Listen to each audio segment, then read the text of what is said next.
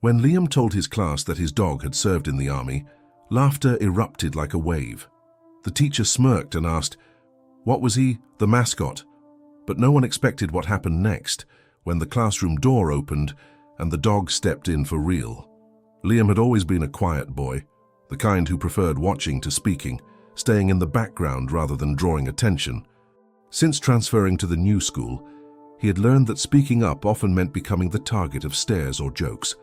But that day, during a classroom activity where each student had to talk about the bravest person they knew, something inside him stirred. He couldn't stay silent. So, with a shaky yet steady voice, he stood up and said, "The bravest one I've ever known is my dog." A low murmur passed through the class. Then came a ripple of laughter.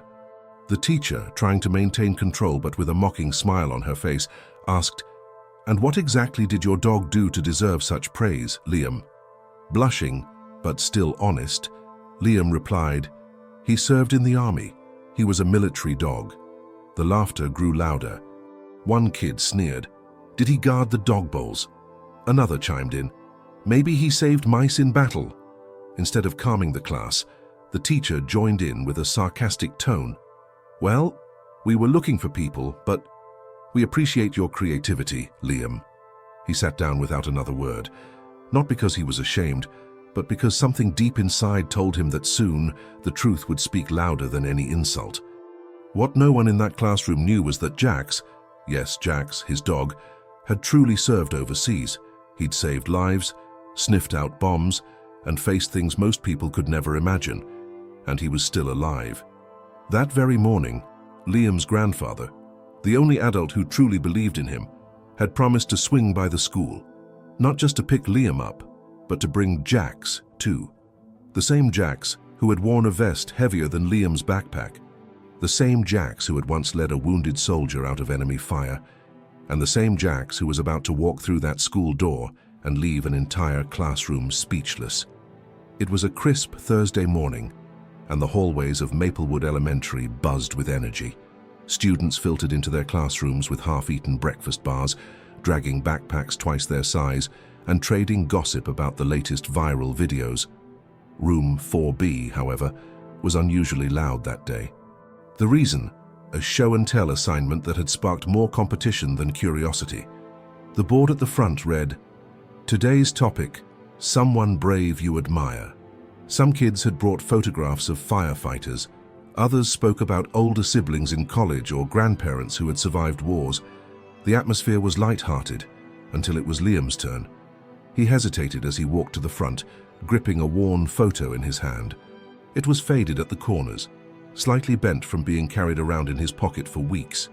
In the picture stood a dog, ears upright, eyes focused, wearing a tactical vest with a military patch on the side. Liam turned to face the class. "My hero is Jax," he said softly, holding up the photo. "He's my dog. He served in the army. He saved people."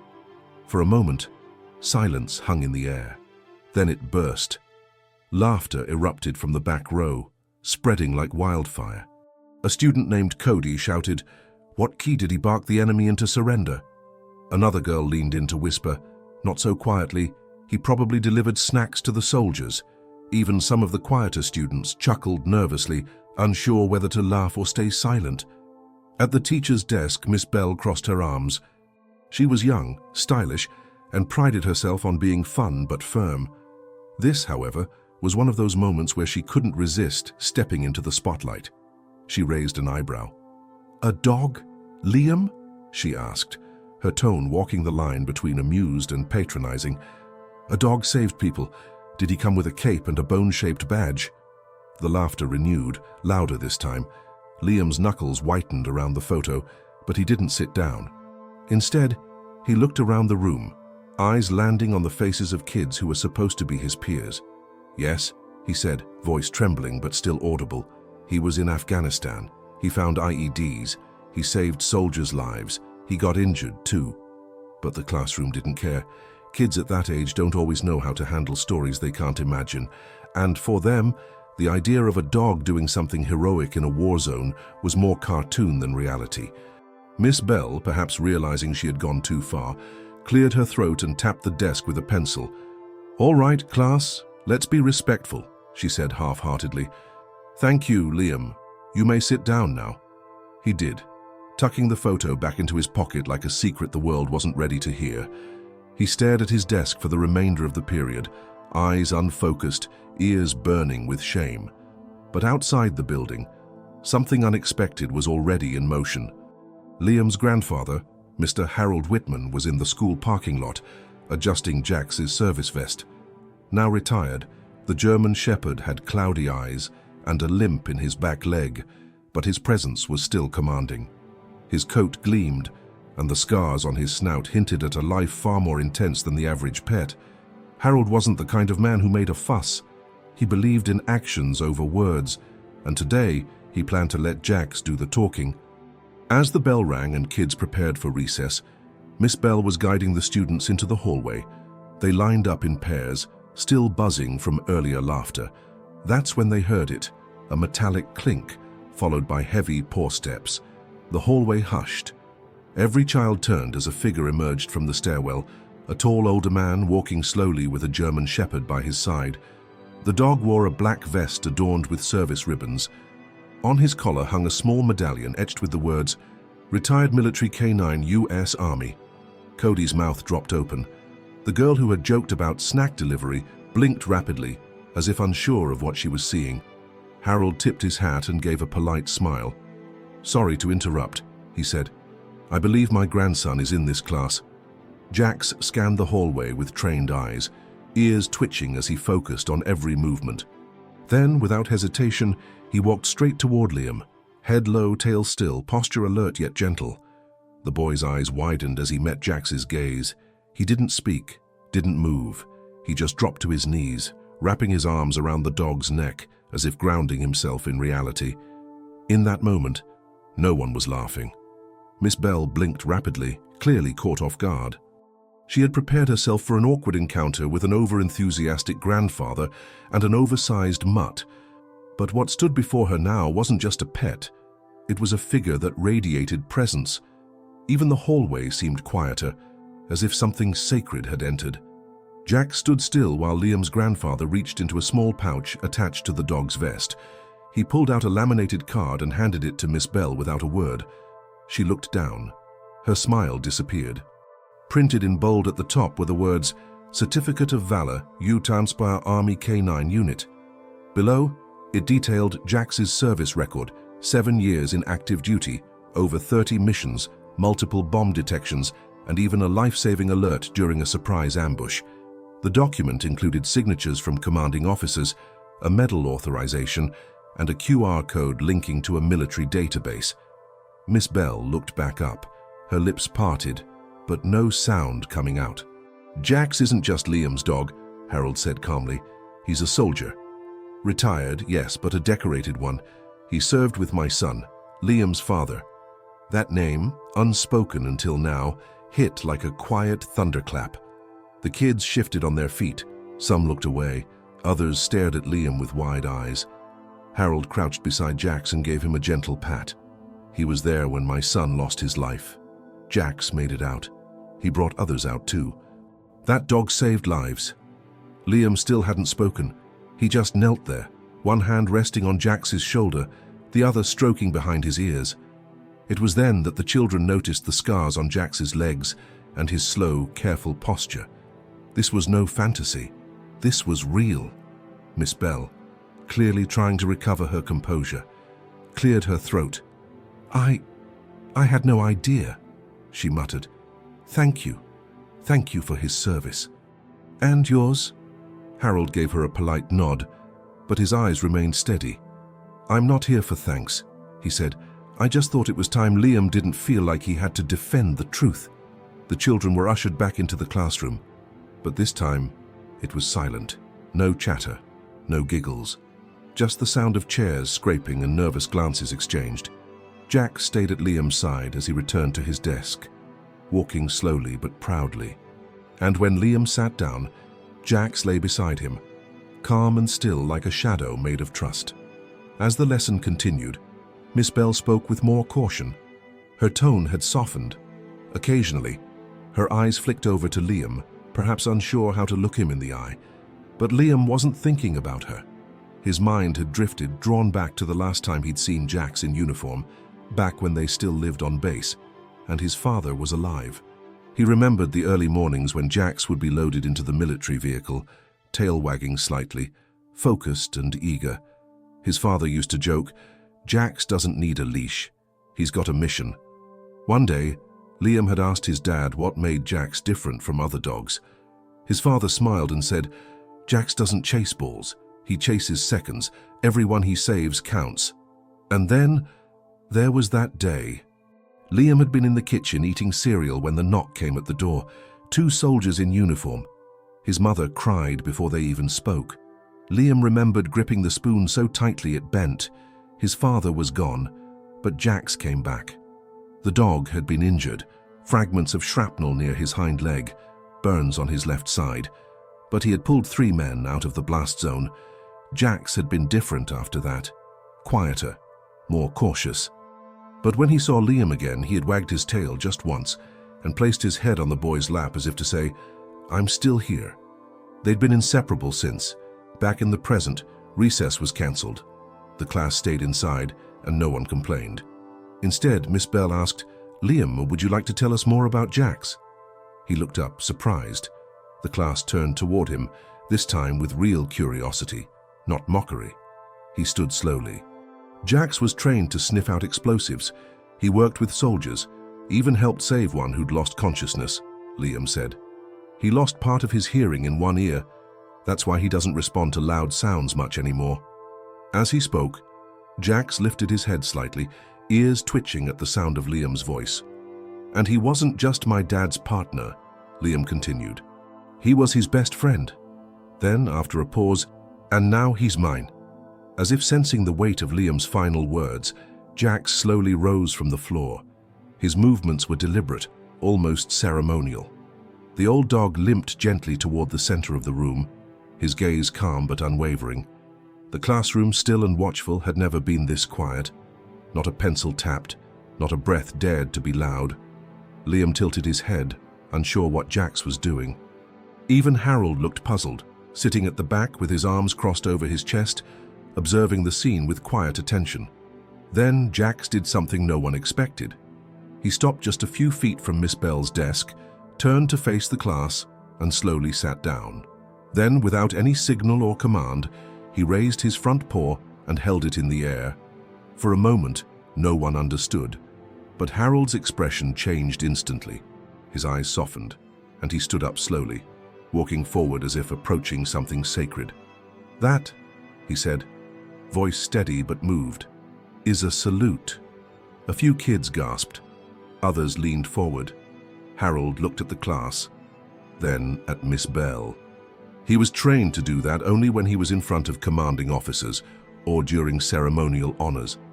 It's not just a trick. It means respect. It means recognition.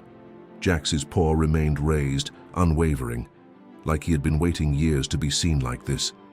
Liam felt his throat tighten.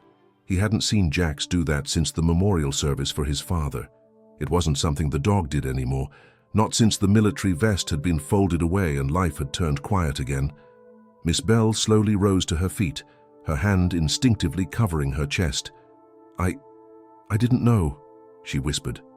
Her voice lacked its usual crisp authority. Now it trembled with something closer to guilt. Jax lowered his paw and laid down gently, curling into a resting position as if his part had been done. But something had changed in the air. It wasn't just that the students now saw Liam differently. Something in the room had shifted. There was a quiet, collective awareness that a moment of real significance had just taken place, and they had all witnessed it. When the school counselor, Ms. Reyes, came in moments later to check on the disruption, she paused in the doorway. She looked around at the stunned faces, then at Jax, then back to Harold. He walked over and explained everything, offering documents, military IDs, and even a brief folder from the Department of Defense verifying Jax's records and Liam's father's death in combat. As Ms. Reyes listened, her face became more serious, more respectful. "I'd like to arrange something," she said softly to Harold. If it's all right with you and with Liam, I think our students could learn from this. Maybe an assembly." Liam looked up, surprised. Hearing his name in that tone, like he had something valuable to share, something worthy, was jarring. Harold turned to his grandson. "It's up to you, kiddo." Liam nodded, eyes still fixed on Jax. Later that afternoon, the principal invited Harold and Liam into his office.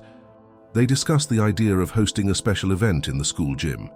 Something not just about honoring Jax, but about teaching the students the reality of military service, the roles of K-9 units, and what true bravery can look like. Jax would be the guest of honor. Liam was quiet at first, unsure if he was ready to be at the center of anything. But then he thought about how quickly the laughter had turned to silence. He thought about Jax, raising his paw, about the stories that no one had listened to until now. He didn't want to be the center of attention. He just wanted people to understand. By the end of the day, a flyer had already started circulating in the teacher's lounge. Special assembly, a soldier's best friend, the story of Jax, the military dog. As Liam walked out of the school building with his grandfather and Jax by his side, a group of students waited by the gate. Some of them, the same kids who had laughed hours earlier, now looked sheepish. One of them, Cody, the loudest voice from earlier, stepped forward. He rubbed the back of his neck, avoided eye contact, and mumbled, "Hey, Liam, your dog's kinda awesome." Another kid added, "Sorry, man, we didn't know." Liam didn't smile, didn't gloat. He just nodded. "Thanks," he said quietly. Jax stood beside him, tall and steady.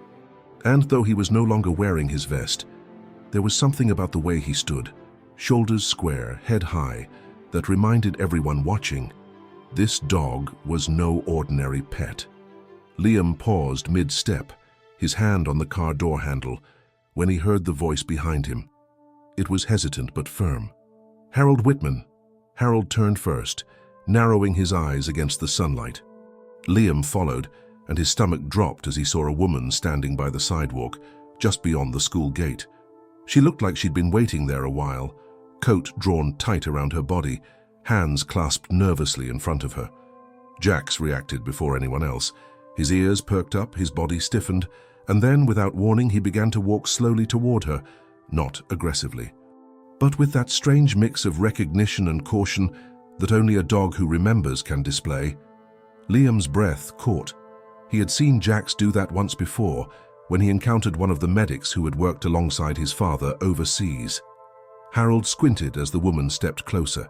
Her eyes were red-rimmed, but she smiled, lips trembling. "I wasn't sure it was you until I saw the dog. I'd recognize Jax anywhere." "Do I know you?" Harold asked, his voice careful but guarded. The woman took another step forward. "My name's Natalie Jensen. I worked with your son, Matthew. I was in logistics at Camp Stanton. I wasn't front line, but I coordinated supply runs. I knew Jax, and I knew your family." Harold's expression changed, just slightly, but enough for Liam to notice. He hadn't heard his father's name spoken aloud by a stranger in years. Hearing it now was like reopening a door long sealed shut. Natalie knelt as Jax approached her, placing a hand gently under his chin. "You remember me, huh?" she whispered, stroking the fur along his jaw. "You used to bark at the trucks every time they rumbled by, drove us all nuts." Jax didn't bark now, but he rested his head against her hand and stood still. Liam watched, heart pounding. Something was shifting inside him. Curiosity, grief, maybe even a flicker of hope. Harold cleared his throat. "What brings you here, Miss Jensen?" She rose to her feet, brushing her coat. "I didn't come to cause trouble. I saw the flyer online. I follow the base alumni network.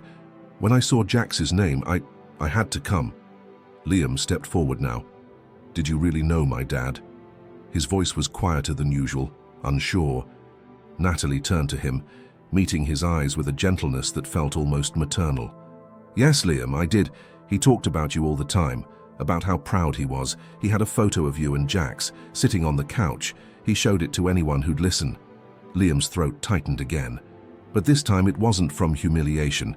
It was something deeper, a longing that had been dormant, stirred by an unfamiliar voice and a too familiar memory. Natalie hesitated, then reached into her bag. "I wasn't sure if I should bring this, but I thought maybe you should have it." She handed Harold a small envelope. He opened it, cautiously, and inside was a folded letter, aged but carefully preserved. It was written in his son's handwriting. Liam leaned closer as Harold unfolded it. "If anything ever happens to me," the letter began, "I want you to tell Liam that I love him more than I ever knew I could love anything. And that Jax was my partner, but Liam is my reason." Harold didn't speak. His fingers trembled slightly as he folded the letter again and handed it to Liam. The boy held it like something sacred. Natalie looked down, blinking away the tears that had gathered. "I kept it all this time. I couldn't bring myself to mail it. I didn't know if it would help or hurt. But when I saw Jax's name, I knew it was time." Liam didn't say thank you. He just nodded, because words in that moment felt too small. Harold placed a hand on Liam's shoulder, then turned to Natalie. Would you consider saying a few words at the assembly?" Natalie looked surprised. I don't know. I'm not a speaker." "You don't need to be," Harold said. "Just someone who remembers." The invitation lingered in the air as Natalie looked down at Jax again. "I'll think about it," she said softly. "Only if Jax lets me speak first." The dog, as if understanding, gave a quiet sigh and laid down at Liam's feet. The next morning, the school felt different. There was a quiet buzz in the air, the kind that spreads when something real has happened and no one quite knows how to talk about it. Students whispered in the halls, not with mocking tones, but with curiosity and the awkward reverence that comes when children begin to sense that life holds stories deeper than they expected. Liam walked into the building with Jax at his side and Harold close behind. For once, no one laughed. No one made jokes about his dog. Some kids nodded at him. Others smiled softly. A few even stepped aside, as if giving Jax space was not just polite, it was necessary. Inside the principal's office, preparations for the upcoming assembly were already underway.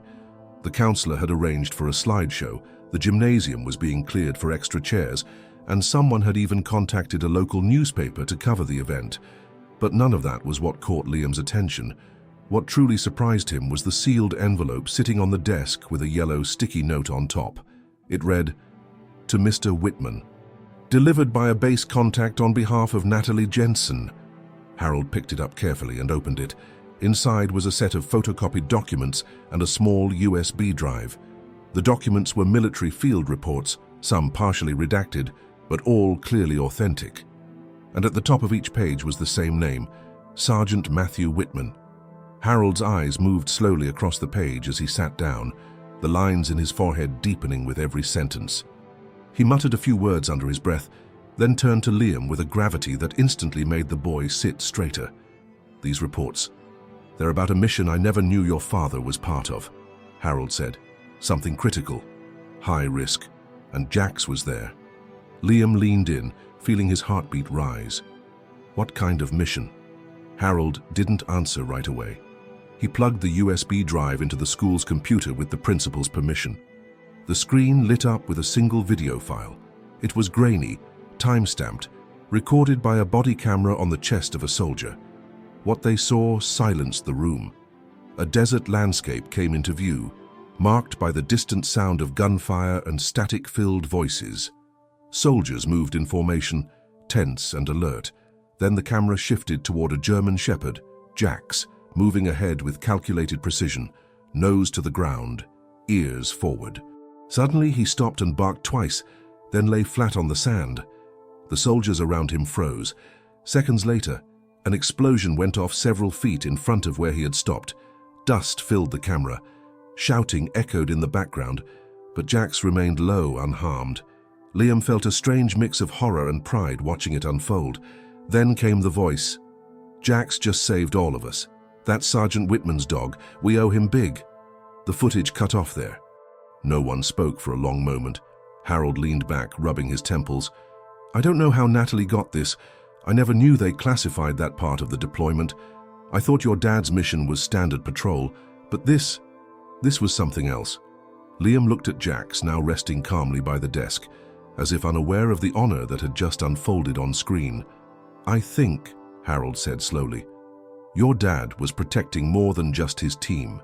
That report mentions intelligence materials, maps, civilian locations. It wasn't just a routine operation.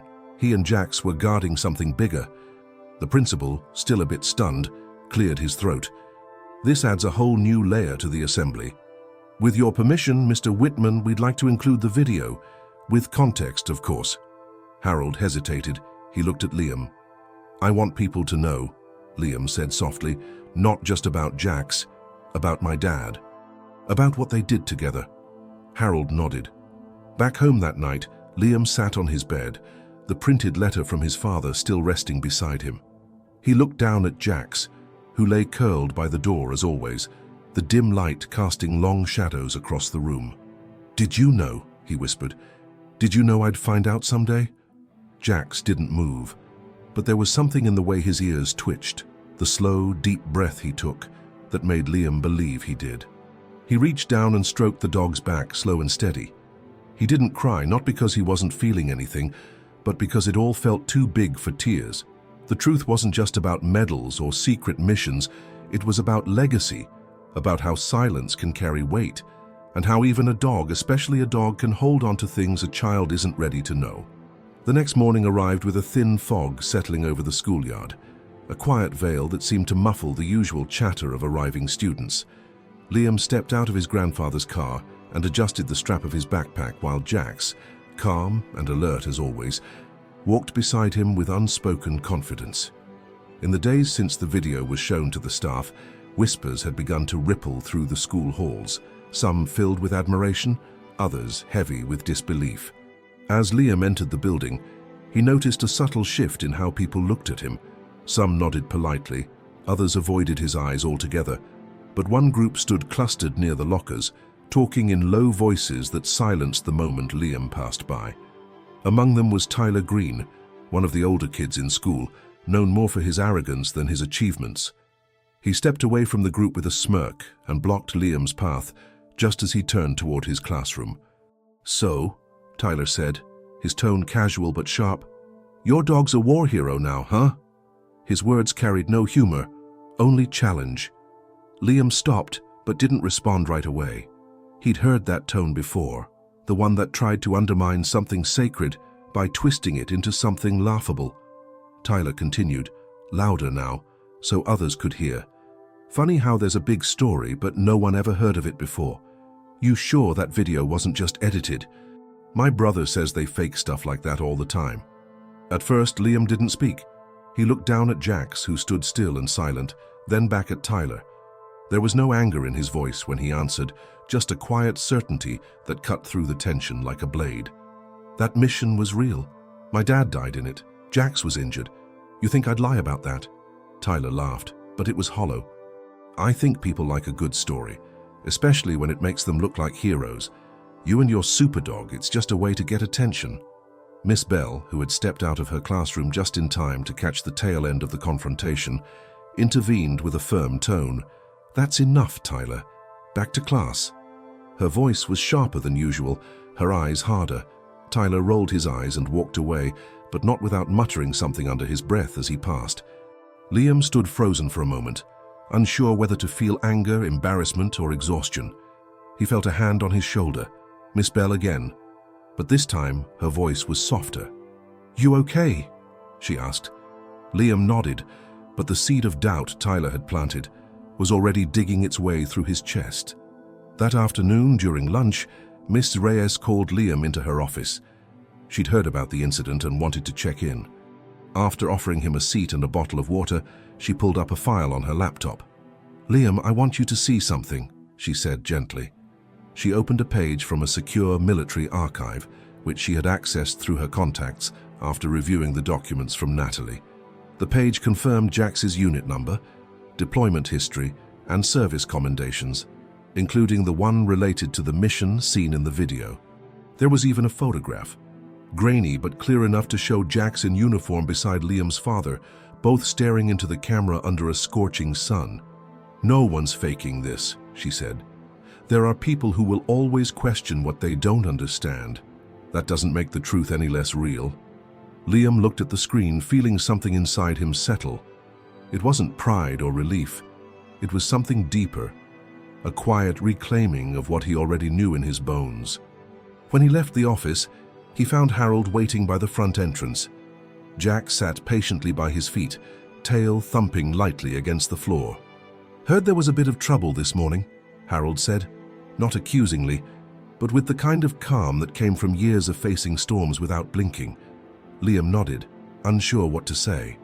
"You know," Harold continued, "your father once told me that the loudest people are often the ones least sure of their own truth."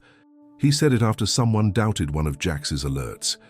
That alert ended up saving 6 men. No one questioned him again after that. They walked down the hallway together, Jax padding beside them, unaware, or perhaps deeply aware, of the quiet strength his presence carried. That evening, Liam asked Harold if they could watch the video again. They sat together in the living room, Jax resting on the rug, the only sound being the soft hum of the old computer and the occasional crackle from the speakers.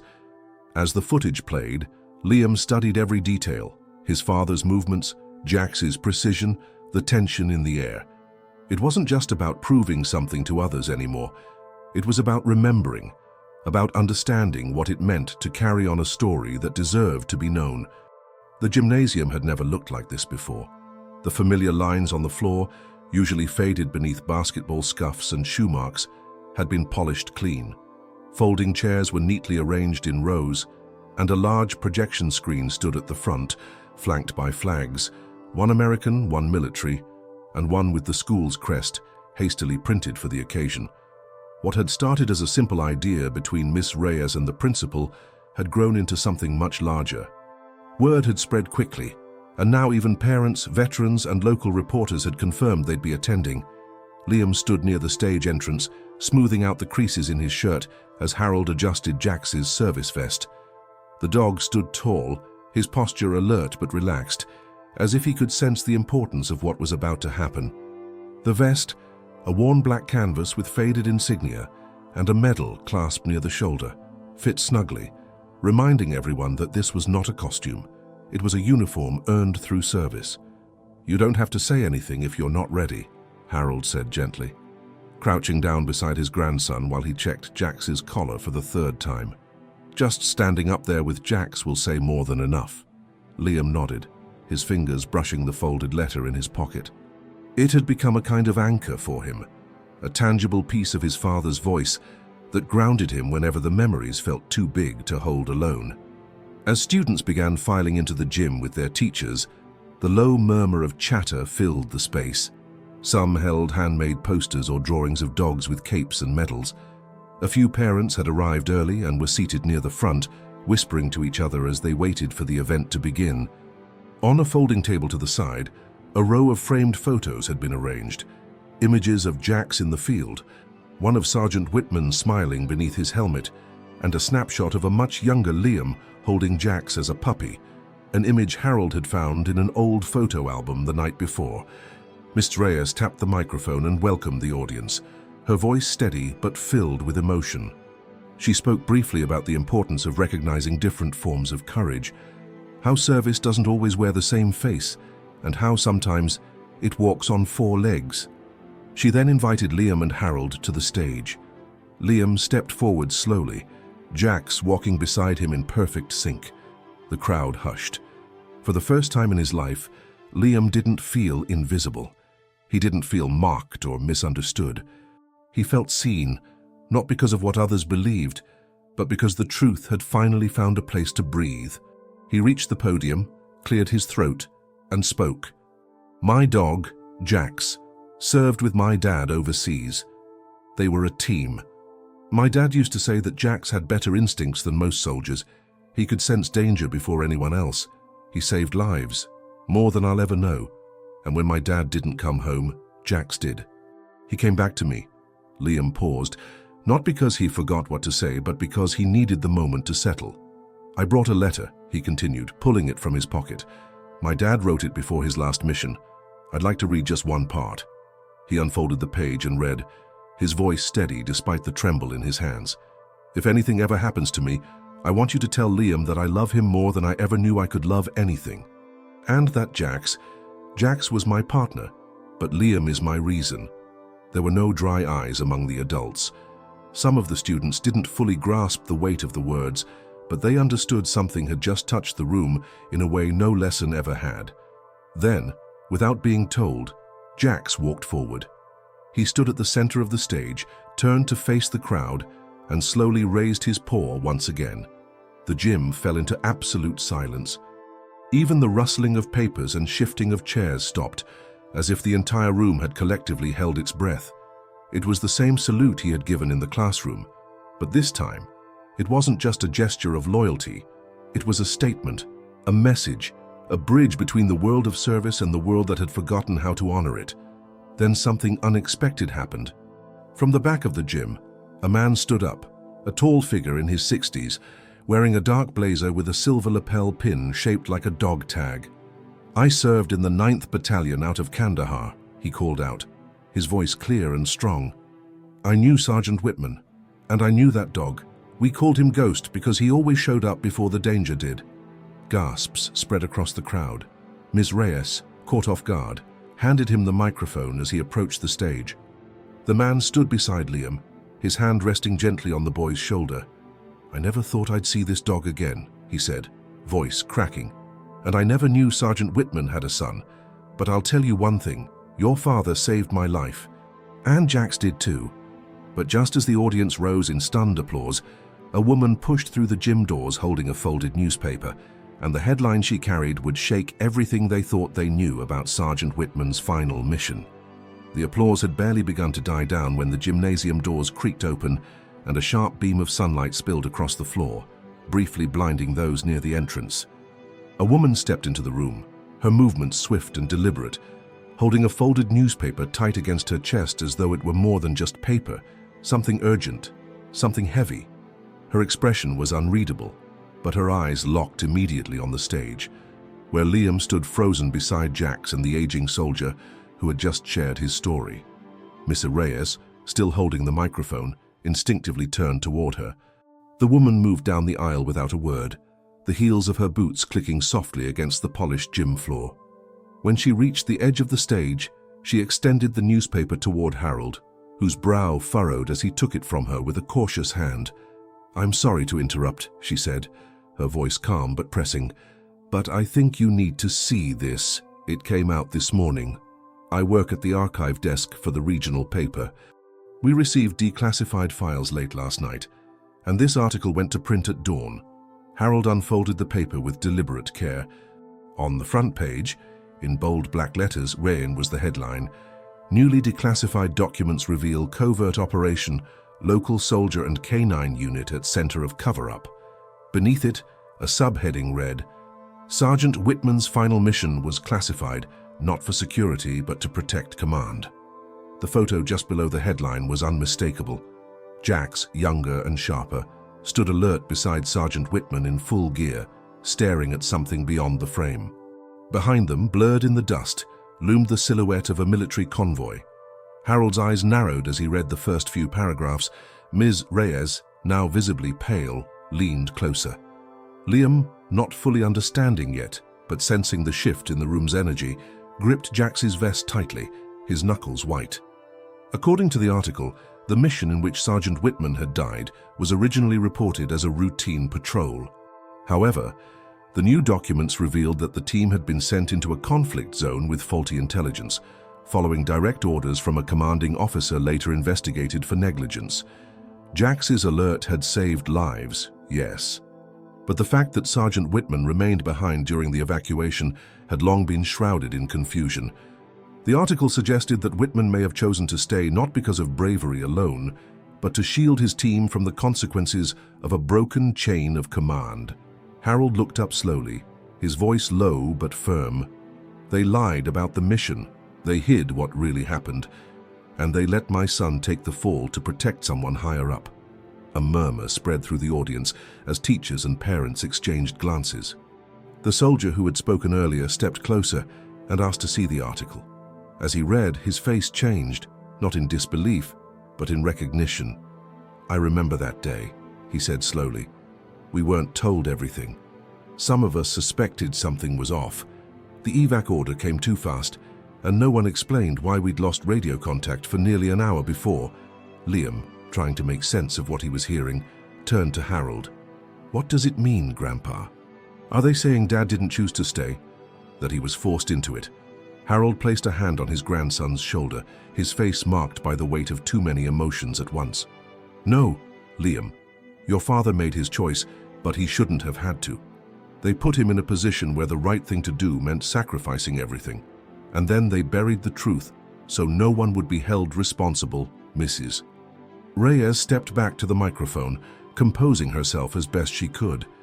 "This changes the story," she admitted, her voice tight with emotion, "but it doesn't change the truth of who your father was, or what Jax did. If anything, it proves just how much they gave, how much was demanded of them." The woman from the archive took a slow breath, then added, "There's more in the full report. I've printed a copy for your family. I'm so sorry you had to find out like this, but I thought it was your right to know." Jax, who had remained perfectly still through the entire exchange, suddenly lifted his head and let out a low, almost imperceptible whine. Liam looked down, brushing his hand through the thick fur behind the dog's ears, and felt a tremor ripple beneath his palm. It wasn't fear. It was something else, something like knowing. For a moment, the gym was utterly silent. Then Harold stood up fully, folding the newspaper carefully before speaking. "If they thought burying the truth would erase my son's name, they were wrong. If anything, this just proves the kind of man he was." He turned toward the microphone and looked out over the sea of faces, his voice strong and unwavering.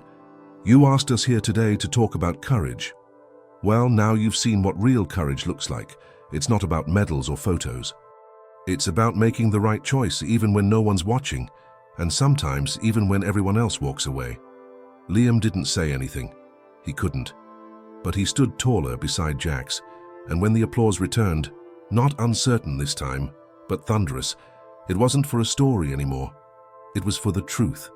But even as the crowd honored Liam's father and Jax with new reverence, no one realized that outside the gym, someone else had arrived, someone who knew a part of the story that hadn't been declassified and was ready to speak. While inside the gym, the air pulsed with the energy of collective recognition and the heavy silence that often follows a deeper truth. Outside the building, a figure stood by the main entrance, watching through the glass with cautious eyes. He was tall, perhaps in his mid-40s, with a weathered face and sharp cheekbones, dressed in civilian clothes that didn't fully conceal the posture of someone who had once worn a uniform. He held a manila folder close to his chest and checked the visitor badge clipped to his jacket one last time before stepping inside. As he moved through the hallway toward the gym doors, his boots echoing softly against the tile, a young staff member intercepted him, asking politely if he had an appointment. The man responded calmly, showing his badge and name.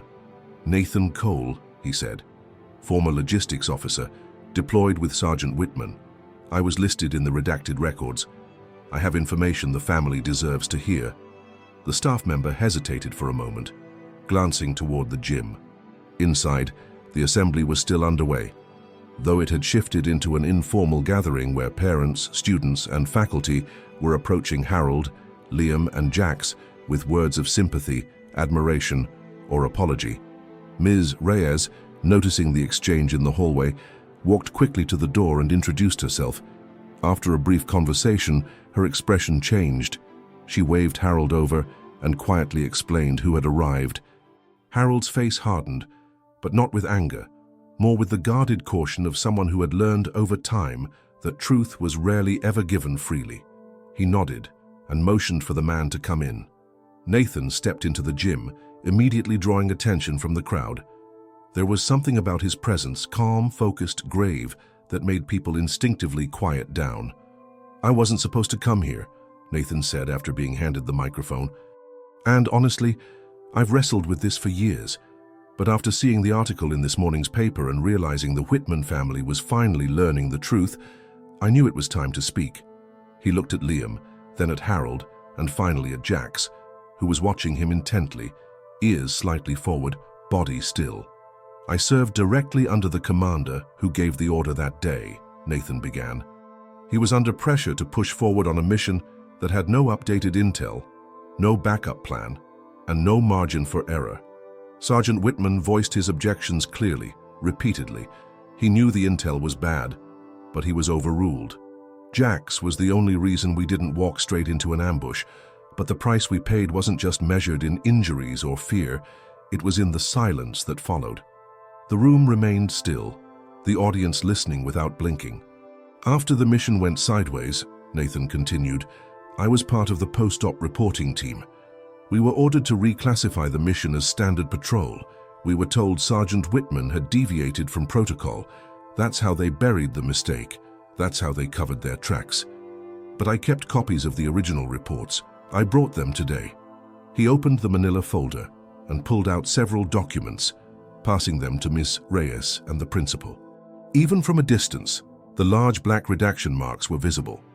But so were the typed entries and handwritten notes beneath them.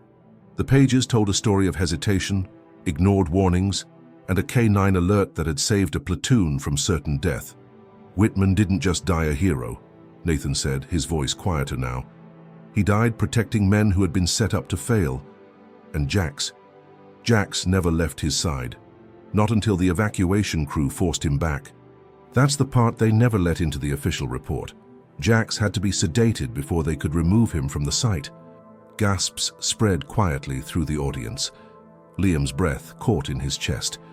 He looked down at Jax, who now lay with his head on his paws, eyes steady and unblinking, as though listening to words he'd waited years to hear. Harold stepped forward slowly, taking the documents from the principal's hands. He scanned the pages with practiced eyes, absorbing each word, each line. When he looked up again, something in him had shifted. Not just the sorrow of a father who'd lost a son, but the rising fire of a man reclaiming his son's honor piece by piece. Thank you, he said, his voice deep but clear. Thank you for not letting this die in silence. Nathan nodded, his shoulders easing just slightly. Liam stepped forward as well, his voice still young but now carrying a weight that defied his age. Does this mean people will finally believe he was more than a name on a wall? Nathan turned to him and replied with a quiet certainty, They will now. But just as the gym began to settle again, a new message arrived, one that would push Liam to make the most difficult decision of his young life, and it came from a place he never expected. The crowd had begun to thin. Parents retrieved their children. Teachers murmured to each other in hushed voices, still processing the emotional storm that had swept through the gym. Miss Reyes and the principal remained near the front, carefully collecting the documents Nathan had handed over.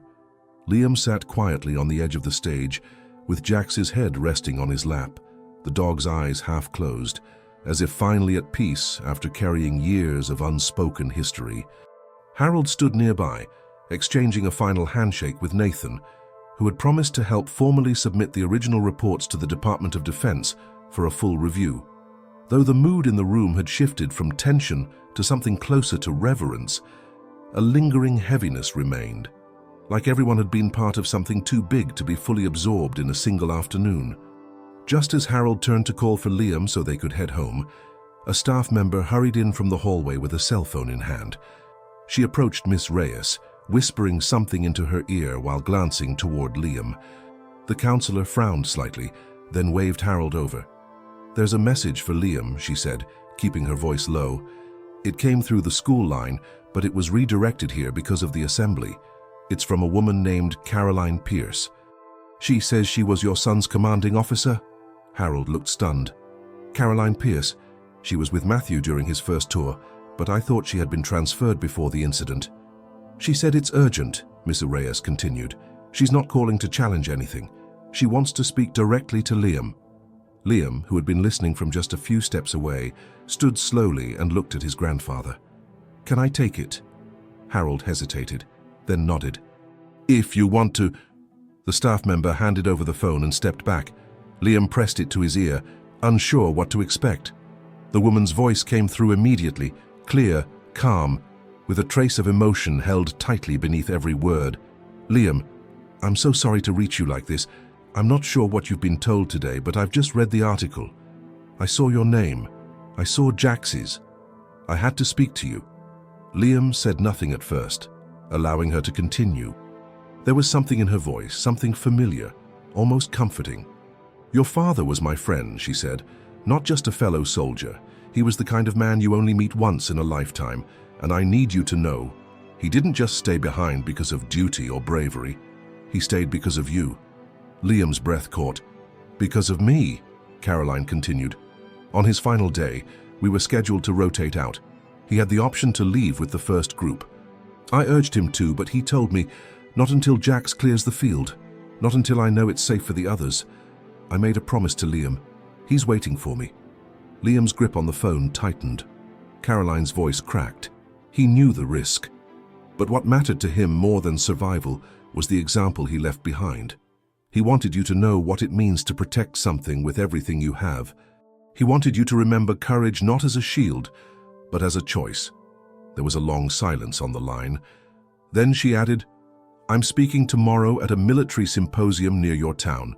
We're dedicating a section of the program to overlooked K9 teams. We've invited the press.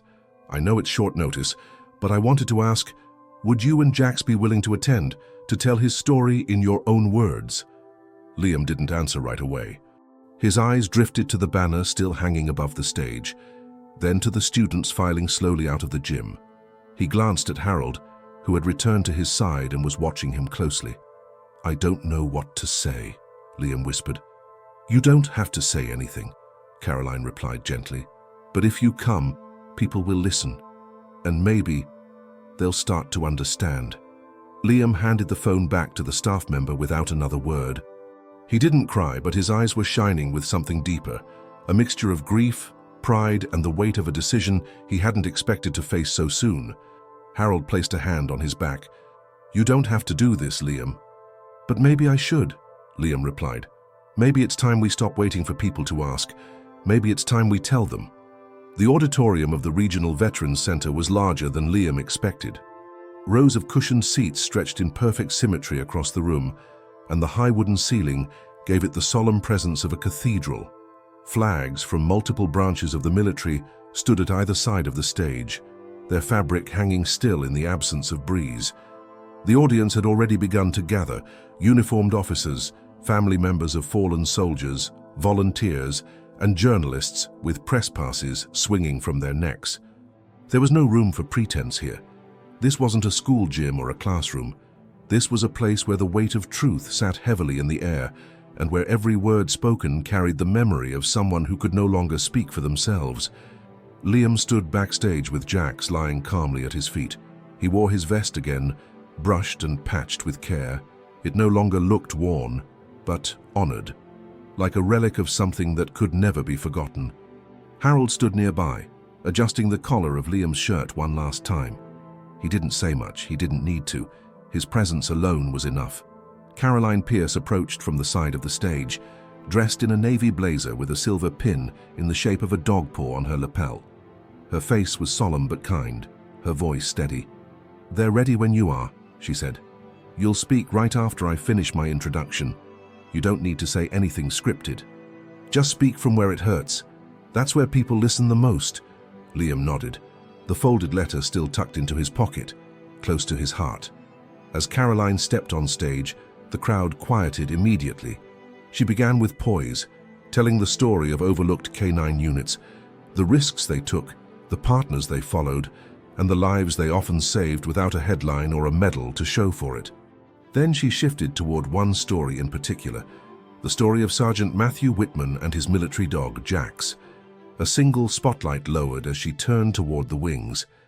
"And now, I'd like to introduce someone whose presence here is more than symbolic," she said. "Liam Whitman, son of Sergeant Whitman, and the boy Jax came home to protect." Applause rose across the auditorium, not loud, but deeply respectful. Liam stepped into the light, Jax walking quietly beside him, and together they moved toward the podium.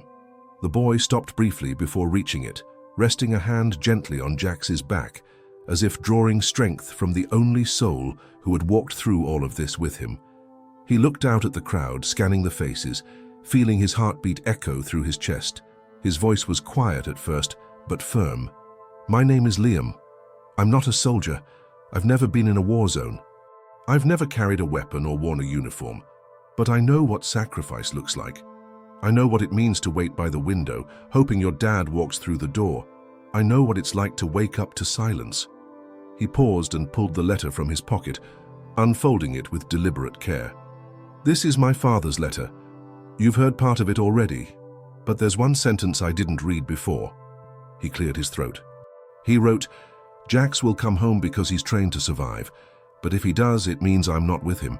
And if that's the case, tell Liam that Jax is not just my partner now. He's yours." The auditorium was still. He meant for Jax to carry his memory, but I think Jax did more than that. He carried his courage, and now I carry both. He placed the letter back in his pocket, then turned slightly and knelt beside Jax. "I don't want people to remember Jax just as a war dog. I want them to remember him as family, as someone who did everything he could to come home, and did." He stood again and faced the crowd. There are kids out there who don't get told the truth about the people they love. Sometimes it's hidden, sometimes it's erased, but I'm here because I don't want silence to win. Not anymore. The applause came slowly at first, then rose into a standing ovation. Some of the veterans saluted, others simply bowed their heads, and through it all Jax remained by Liam's side, still and dignified, as though he understood every word. As Liam stepped away from the podium, a reporter from a national news network approached, gently asking for a moment, then another and another. Within minutes, Liam found himself surrounded, not by curiosity, but by genuine reverence. People wanted to know more about Jax, about his father, about the letter, about the boy who had carried a soldier's legacy without bitterness and turned it into something bigger than grief. Harold watched from the edge of the stage, his eyes glistening but proud. Caroline stood beside him, arms crossed softly over her chest. "He did better than any of us could have hoped," she said quietly. Harold nodded. He did better than most grown men would. But as Liam prepared to leave the spotlight behind and return to the quiet rhythm of his life, one final invitation arrived, this time from someone who wanted Jax to be honored in a way that no military dog in the region had ever been before. 2 weeks had passed since the symposium, but the echo of that moment, the standing ovation, the flash of cameras, the firm handshakes from soldiers who had served in silence for decades, still lingered in Liam's mind. He didn't crave attention, and he certainly hadn't expected it. Yet something had shifted, not just outside, where strangers now recognized Jax when they passed him on the street, but inside Liam himself. The weight he had carried for so long, shaped by confusion and unanswered questions, had grown lighter, not because the grief had faded, but because the silence had been broken. One afternoon, as the sun spilled across the living room floor, Liam sat cross-legged on the carpet, stroking Jax's fur while Harold flipped through the mail. Most of it was routine, utility bills, a flyer for discounted roofing, an envelope from the local hardware store, but one piece made Harold stop mid-motion. The envelope was cream-colored and embossed with a gold insignia of the Department of Veterans Affairs. He opened it carefully, reading through the contents once, then again more slowly. Then he handed it to Liam without a word, letting the paper speak for itself. At the top of the letter was the department seal. Below it, in formal serifed print, were the words, "By unanimous decision of the State Veterans Board, Jax, Military Service K9, serial now K94273, is to be honored with a permanent memorial plaque and inclusion in the Regional Military Service Archive. The dedication ceremony will take place at the Capitol Garden of Honor on the 14th of next month." Liam read it 3 times before the meaning truly landed. Jax, his Jax, was going to be remembered, not just in stories or school assemblies, but in stone, in history, in a place where other heroes had their names carved and their sacrifices immortalized. The following weeks moved quickly.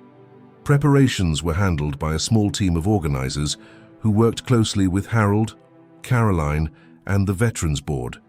A bronze plaque was commissioned, featuring a relief image of Jax in full gear alongside the inscription, "Jax, military working dog faithful partner of Sergeant Matthew Whitman, 2009 to 2024, loyalty beyond the call of duty." Liam was asked to speak at the ceremony, and though nerves fluttered through him at the thought, he accepted. He knew this moment wasn't just for Jax. It was for every K9 soldier who had worked and died without fanfare. For every child who had waited for a parent that never came home. For every story that was almost lost. The day of the ceremony dawned cool and bright. A gentle breeze swept through the Capitol garden, rustling the flags that lined the marble walkway. Rows of chairs had been set up in the central courtyard, surrounded by stone markers and memorials, each one a silent testament to sacrifice. Uniformed guards stood at attention, and a small brass ensemble played quietly in the background. Liam arrived in a pressed navy blue jacket, holding Jax's leash. The dog, now visibly slower in his step, moved with a dignity that transcended his age. Despite his limp and clouded vision, Jax stood tall, his chest rising steadily with each breath as though he sensed the gravity of what this day meant.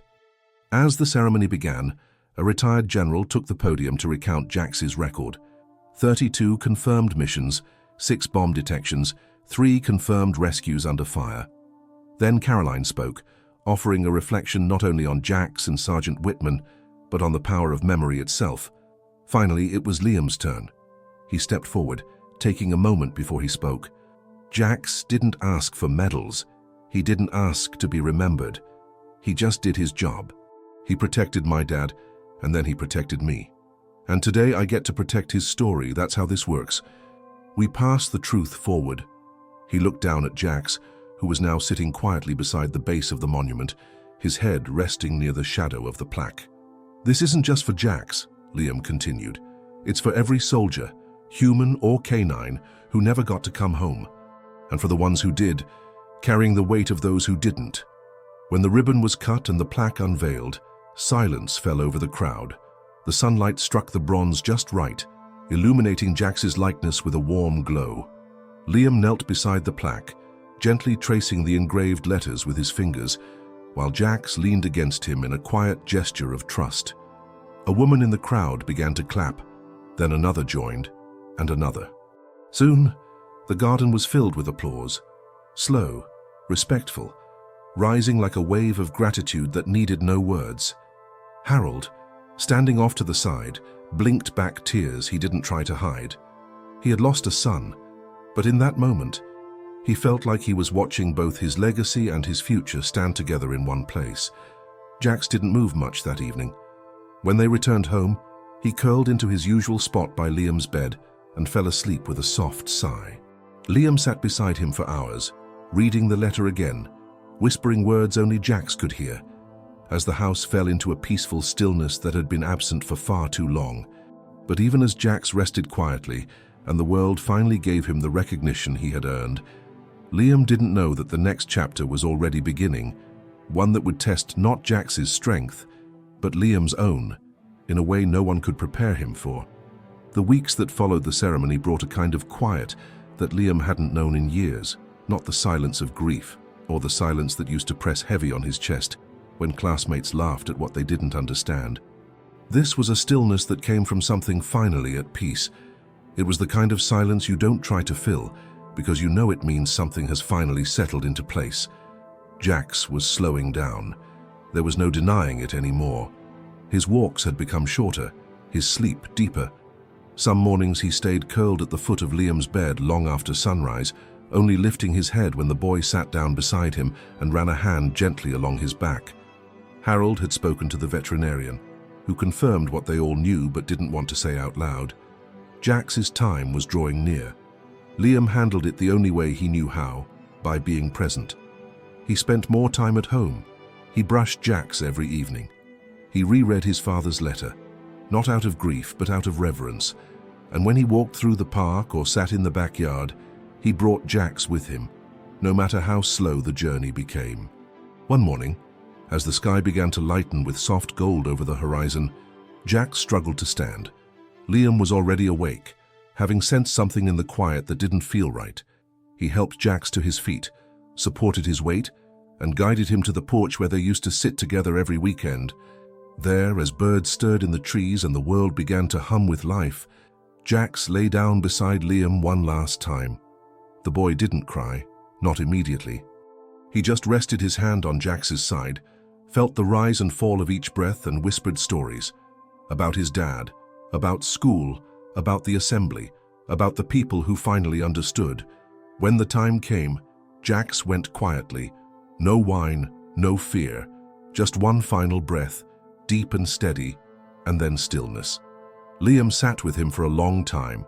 Harold eventually joined, but he didn't speak. They buried Jax beneath the oak tree in their yard, the same tree where Liam had once climbed with Jax barking below, tail wagging in protest. They placed a small wooden marker, then later replaced it with a plaque, simple, with Jax's name and a single line beneath. He came home, and he stayed. The news of Jax's passing spread quickly. Veterans groups, local officials, and former handlers sent messages of condolence. One newspaper reprinted Liam's speech from the Capitol Garden. Another ran a full-page tribute, but none of it mattered as much to Liam as the quiet evenings when he sat by the tree, reading aloud the stories he had started to write. Not for fame, not for school, but because there were more dogs like Jax, more stories like his dad's, and he didn't want them to disappear again. One day, Harold came into the kitchen holding a letter. It was from the State Historical Society. They had heard about Liam's speech and the ceremony, and they were starting a new youth initiative, something to help document the lesser-known stories of military animals and their handlers. They wanted Liam to be the first youth ambassador, not just to speak, but to help collect and preserve untold histories from other families. Liam accepted, but only under one condition. The program would be named after Jax. The following spring, the Jax initiative launched across the state. Liam, now more comfortable speaking publicly, traveled with Harold to schools, libraries, and community centers. He brought photos, copies of the letter, and a carefully folded replica of Jax's vest. He spoke not from a place of tragedy, but of legacy, of what it meant to protect something even when the world didn't see its worth. In every room, no matter how small or unfamiliar, Liam always began with the same line. "I used to be the kid people laughed at because I said my dog was a soldier. But then my dog walked into the room, and no one laughed again. And they never did." If Jax's story moved you, if Liam's courage reminded you of something lost or something worth remembering, don't let it end here. Share their story. Talk about the quiet heroes in your life, the ones who never asked for recognition but gave everything anyway. And if you're still watching, maybe it's because you're ready to carry their memory too. Subscribe for more powerful stories like this one.